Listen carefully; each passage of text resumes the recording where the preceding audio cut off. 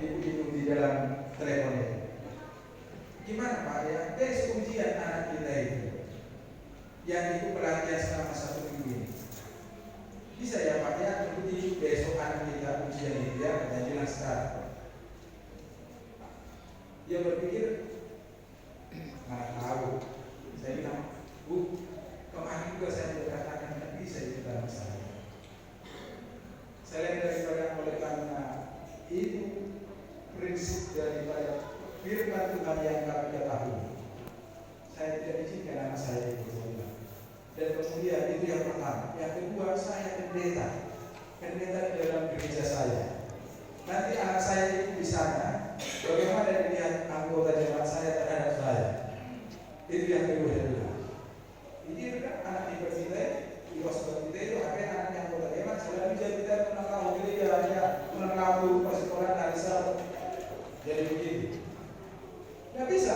Oleh karena hal apapun itu yang menguntungkan apa segala macam kita harus berubah. Yang kedua dikatakan apa? Baju tirai keadilan, kita harus mengenakan kebenaran Kristus, bukan kebenaran diri kita sendiri. Kebenaran Kristus, bukan kebenaran kita. Sebab kita mengandalkan kebenaran kita, bukan kebenaran Kristus. Baru berikutnya, apa yang kita harus pakai, kita kenakan kasut penginjilan, kasut kerelaan. Kita harus hidup untuk membagikan Injil damai sejahtera. Kasut kerelaan, rela melangkah untuk memberikan yang terbaik di dalam pelayanan. Itu yang perlengkapan APD yang berikutnya berdasarkan firman Tuhan. Baru kemudian perisai iman. Kita harus menggunakan iman kita untuk menolak penipuan sejarah. Menggunakan iman kita. Baru berikutnya, apa yang kita akan gunakan? Ketopong keselamatan di kepala kita ini. Ketopong keselamatan.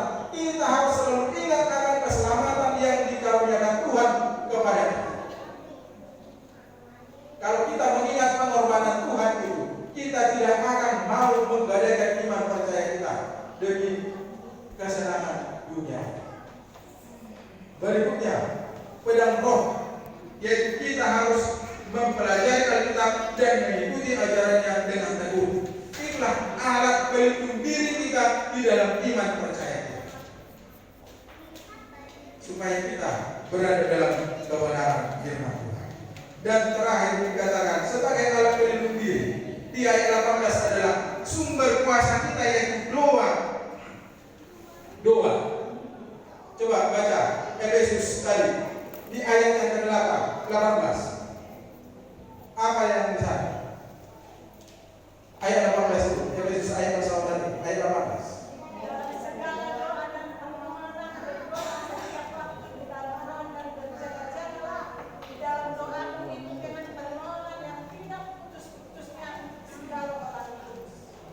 Berdoa yang tidak putus-putusnya untuk segala orang kudus, bukan berarti untuk hanya pendeta, tetapi dalam ruang lingkup keluarga, doakan anak istri, suami, dan orang-orang yang kita kasih. Doakan selalu. Doakan selalu. Dalam setiap doa kami doakan walaupun nama tidak kami sebutkan, tapi Tuhan, anggota jemaat Tuhan di Padang Seribuan, anggota jemaat Tuhan di Siduki, anggota jemaat Tuhan di Mompang yang dalam pelayanan. Ini sudah kami doakan setiap hari di pagi dan petang. Karena itulah yang menjadi pelayanan kami. Itulah lari kepada kami. Kami doakan agar Tuhan memberikan damai sejahtera. Itulah alat pelindung diri. Pelindung diri kita dari penipuan setan. Itulah alat pelindung diri kita dari penipuan setan.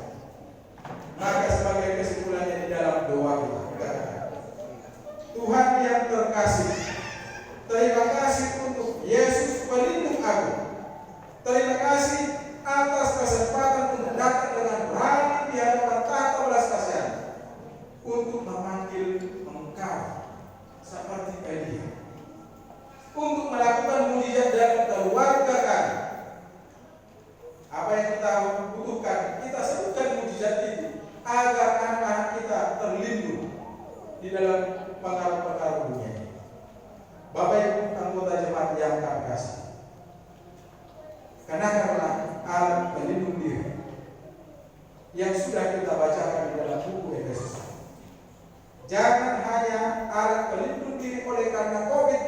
kita.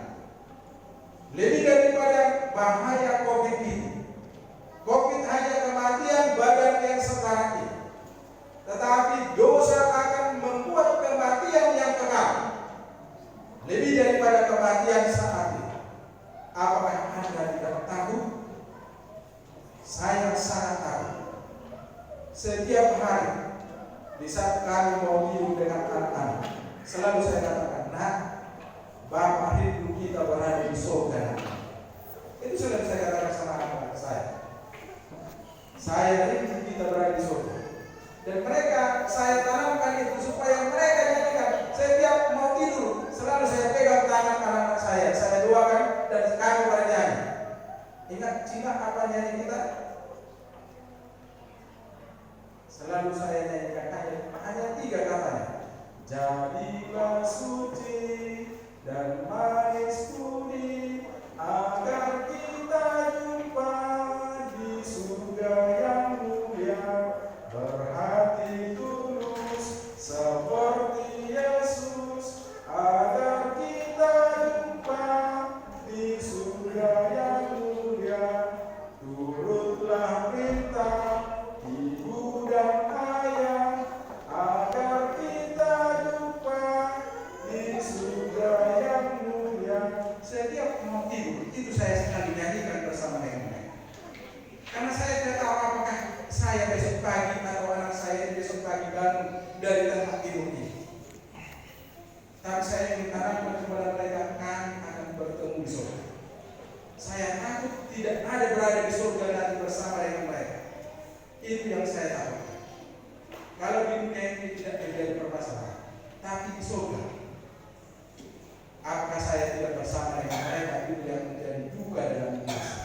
Bapak Ibu anggota jemaat yang kami kasih, biarlah kita menggunakan alat pelindung diri di dalam Alkitab, dalam buku Efesus yang kita sudah baca, agar kelak dengan menggunakan itu kita akan selamat dan kita berada di dalam kerajaan surga bersama-sama dengan orang-orang yang kita kasih. Amin. Tuhan memberkati kita semua. Amin.